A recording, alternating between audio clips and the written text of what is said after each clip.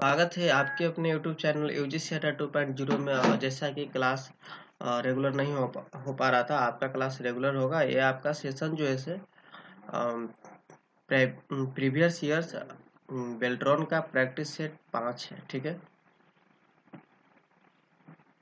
इसमें हम लोग 30 क्वेश्चन करेंगे। यहाँ पर देख सकते हैं डेट मेंशन किया गया है। मेरे पास आज माउस नहीं है तो थोड़ा सा टेक्निकल इशू का सामना करना पड़ सकता है, इसके लिए मैं माफ़ी चाहता हूँ ना। यहाँ पर देख सकते हैं, यहाँ पर डेट मेंशन किया हुआ 10/12/2019 का पेपर है और ये फर्स्ट शिफ्ट में पूछा गया प्रश्न है, ठीक है। तो हम लोग अपने क्वेश्चन को शुरुआत करते हैं। क्वेश्चन कैसा क्वेश्चन को देखते हैं। क्वेश्चन यहाँ पर है, कह रहा है कि एक वर्कशीट सेल में प्रदर्शित को 3 दशमलव अंकों के साथ प्रदर्शित करने के लिए फॉर्मेट किया जाता है। यदि उस सेल में इनपुट का मान 123.4567 हो तो प्रदर्शित मान कितना होगा। कह रहा है कि एक वर्कशीट के सेल में प्रतिशत को 3 दशमलव अंकों के साथ प्रदर्शित किया जाता है, करने के लिए फॉर्मेट किया जाता है। यदि उस सेल में इनपुट मान इतना है तो प्रदर्शित मान भी इतना ही होगा। इसलिए आपका ऑप्शन नंबर यहाँ पर 3 जो दिया है से सही है। नेक्स्ट नंबर सवाल की ओर हम लोग चलेंगे। सवाल यहाँ पर है आपका कि एमएस वर्ड में कौन सा की बटन दबाकर स्पेलिंग और ग्रामर व्याकरण जांच शुरू की जा सकती है। तो यहाँ पर देख सकते हैं दिया हुआ है कि एमएस वर्ड में कौन सी फंक्शन की जो है स्पेलिंग और ग्रामर व्याकरण जांच शुरू की जा सकती है।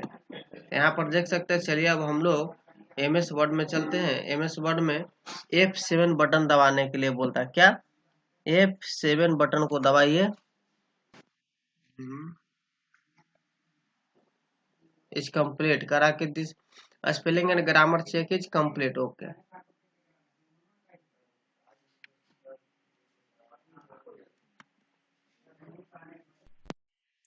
ठीक है। अब हम लोग सब कंप्लीट है इसमें, तो इसलिए इन्होंने लिख दिया कंप्लीट। F7 से आप लोग ग्रामर चेक कर सकते हैं। यहाँ पर देख सकते हैं लिखा गया है एमएस वर्ड में F7 बटन दबाकर। नेक्स्ट नंबर सवाल की ओर हम लोग चलेंगे। सवाल यहाँ पर है कि एमएस एक्सेल 2016 में एक प्रोटेक्टेड वर्कशीट पर निम्नलिखित में से कौन सा ऑपरेशन किया जा सकता है। कह रहा है कि एमएस एक्सेल 2016 में एक प्रोटेक्टेड वर्कशीट पर निम्नलिखित में से कौन सा ऑपरेशन किया जा सकता है। तो प्रोटेक्टेड वर्कशीट पर ऑपरेशन किया जा सकता है वर्कशीट को डिलीट करना ऑपरेशन किया जा सकता है। ऑप्शन नंबर यहाँ पर 4 सही हो जाएगा। नेक्स्ट नंबर सवाल की ओर हम लोग चलेंगे। सवाल यहाँ पर है, मेन डॉक्यूमेंट में डेटा को मर्जिंग करने के लिए हम किसका उपयोग करते हैं। यहाँ पर देख सकते हैं कहा गया है कि मेन डॉक्यूमेंट में डेटा को मार्जिंग करने के लिए हम किसका उपयोग करते हैं। डेटा सोर्स का उपयोग करते हैं। नेक्स्ट नंबर सवाल की ओर हम लोग चलेंगे। सवाल यहाँ पर है, एमएस एक्सेल 2016 में उपलब्ध अधिकतम रो यानी पंक्तियों की संख्या कितनी होती है। ये तो कॉमन क्वेश्चन है, लॉलीपॉप क्वेश्चन है, ये आपको याद रहना चाहिए। एमएस एक्सेल में रो की संख्या कितनी है, 10,48,576। और इसमें आपको कॉलम की संख्या कितनी है, तो 16,000 समथिंग है। तो चलिए हम लोग देख लेते हैं ना कितना यहाँ पर रो कॉलम की संख्या है। और यहाँ पर हम लोग इंड बटन दबाते हैं। इंड में गए नहीं, इंड में तो गए नहीं। तो यहाँ पर एक सिलेक्शन आता है पूरा।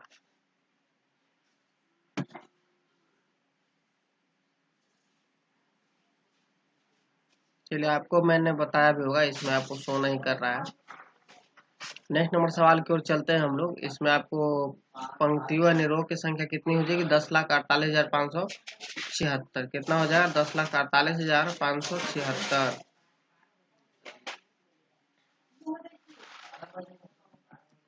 नेक्स्ट नंबर सवाल है कि एमएस एक्सेल 2016 में रिव्यू मेनू के अंतर्गत ट्रैक चेंजेस में सिर्फ किसका विकल्प होता है। कह रहा है कि MS एक्सेल 2016 में रिव्यू मेन्यू के अंतर्गत ट्रैक चेंजेस में सिर्फ किसका विकल्प होता है? तो डू का विकल्प होता है। ऑप्शन नंबर यहाँ पर 1 सही हो जाएगा।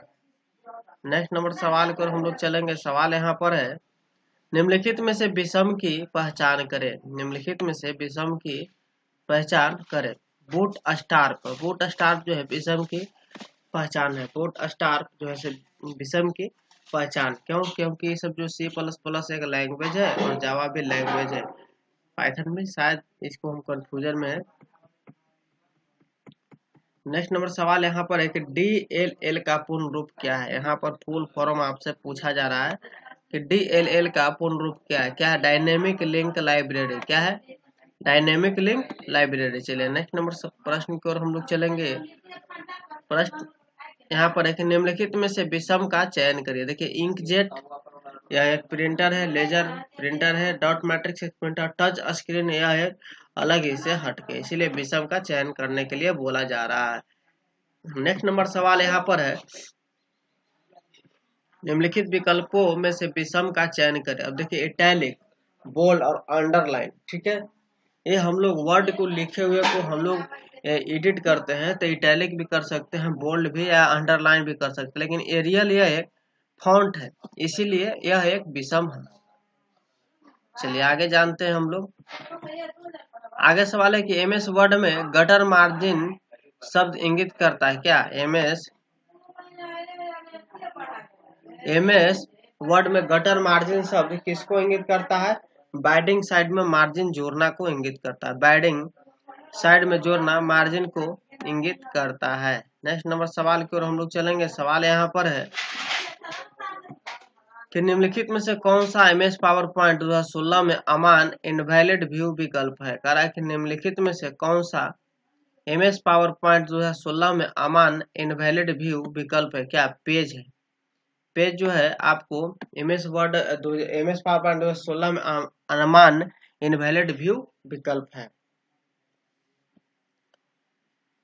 पेज उसमें नहीं दिया गया है व्यू बटन में। चलिए नेक्स्ट नंबर सवाल की ओर चलेंगे हम लोग। थोड़ा सा ज्यादा स्क्रॉल हो गया।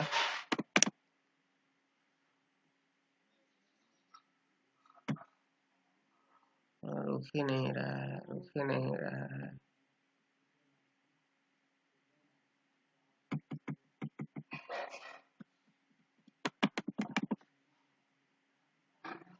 थोड़ी सी गड़बड़ हो गया भाई लोग, कहाँ रुका जी?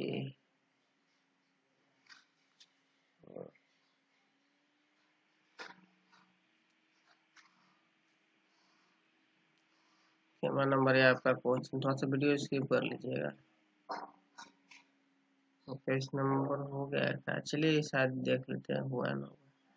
क्वेश्चन कर रहा है कि MS एक्सेल 2016 में वर्कशीट की संरचना की सुरक्षा के लिए टैब पर क्लिक करने के बाद प्रोटेक्ट विकल्प का चयन चाहिए। किसका में? तो रिव्यू बटन में होता है। किस में होता है? रिव्यू बटन में होता है। नेक्स्ट नंबर सवाल की ओर हम लोग चलेंगे। सवाल यहाँ पर है,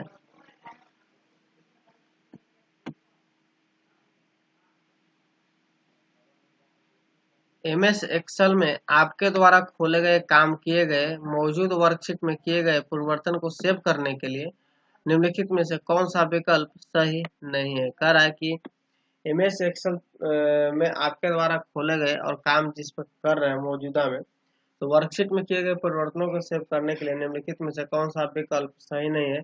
ऑल्ट के साथ जो एस है जो वो विकल्प सही नहीं है। नेक्स्ट नंबर सवाल की ओर हम लोग चलेंगे। सवाल यहाँ पर है, MS वर्ड डॉक्यूमेंट में संपूर्ण टेक्स्ट और इमेजिंग चयन करने के लिए किसका उपयोग किया जाता है? कह रहा है कि MS वर्ड डॉक्यूमेंट में संपूर्ण टेक्स्ट और इमेज के चयन के लिए कंट्रोल A का उपयोग करना चाहिए। किसका? कंट्रोल A का उपयोग करना चाहिए।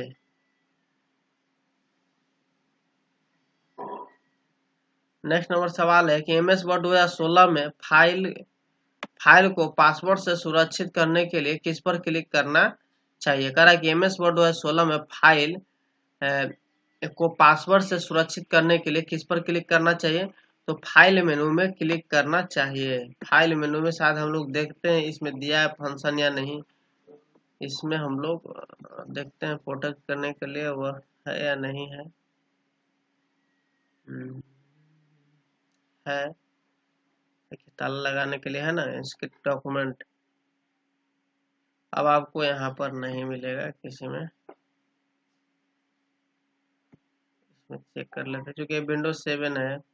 हाँ यहाँ पर है, प्रोटेक्ट है, रिव्यू टैब में आपको दिया गया है। नेक्स्ट नंबर सवाल यहाँ पर है दोस्त,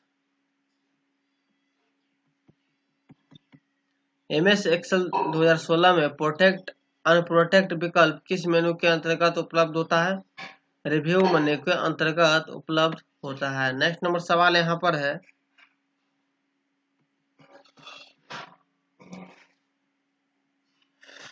सवाल यहाँ पर है दोस्त, MS एक्सेल 2016 के स्मार्ट आर्ट के अंतर्गत, MS एक्सेल 2016 के स्मार्ट आर्ट के अंतर्गत पिरामिड एक विकल्प होता है। कितने प्रकार के पिरामिड्स उपलब्ध होते हैं? 1 प्रकार के होते हैं। कितने प्रकार के होते हैं?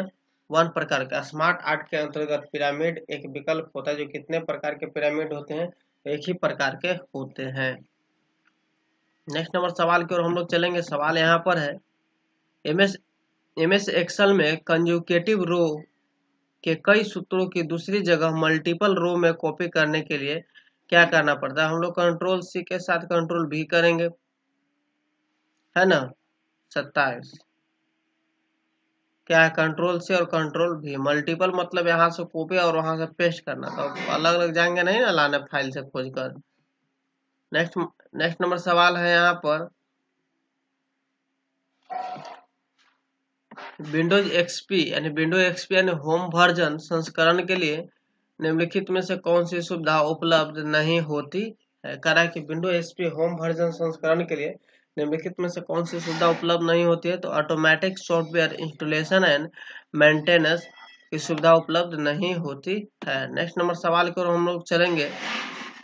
सवाल यहाँ पर है आपका, MS पावर पॉइंट में स्लाइड शो व्यू में अगली स्लाइडर पर जाने के लिए क्या किसका उपयोग किया जाता है? तो राइट एरो का उपयोग किया जाता है। राइट एरो का उपयोग MS पावर पॉइंट में स्लाइड शो व्यू में अगली स्लाइड पर जाने के लिए राइट रो का उपयोग किया जाता है। नेक्स्ट नंबर सवाल, और आज की क्लास जो है आखिरी क्वेश्चन होगा।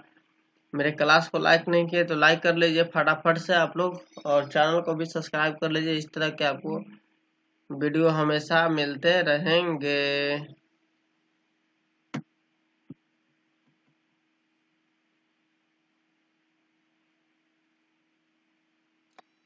तो दोस्त आज का क्लास इतना ही, मिलेंगे हम लोग नेक्स्ट वीडियो में। थोड़ा सा कुछ टेक्निकल इशू हो जा रहा है, ठीक है ना। तो मिलेंगे नेक्स्ट क्लास में। आप लोग तब तक चैनल पर बने रहें, चैनल को सब्सक्राइब कर लीजिए, पिछले क्लास को रिवाइज करते रहिए।